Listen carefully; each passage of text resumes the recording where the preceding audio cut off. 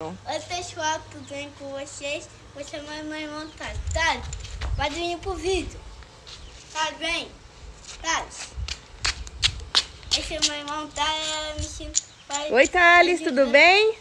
O que vocês vão fazer, meninada? Vamos ensinar a fazer uma fogueira. E o que precisa para fazer essa fogueira, Theo? Vamos ensinar todo mundo?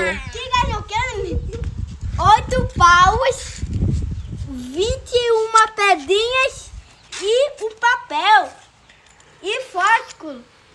Agora você vai bater as pedras para poder ver se sai fogo? Isso.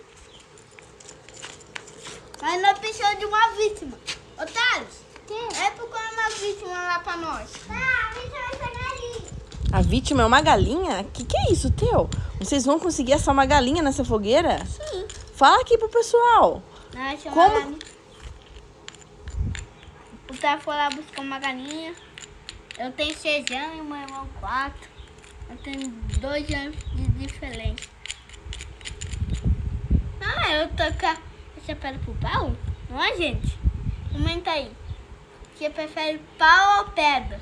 E pessoal, vamos dar uma voltinha e ver o que o Thales está fazendo enquanto o Theo coloca fogo. Dá uma olhada, porque realmente ele foi... E realmente ele foi correr atrás da galinha. Dá uma olhada nisso.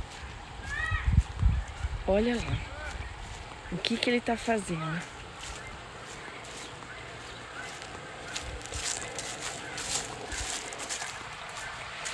O que você tá fazendo aí, Thales?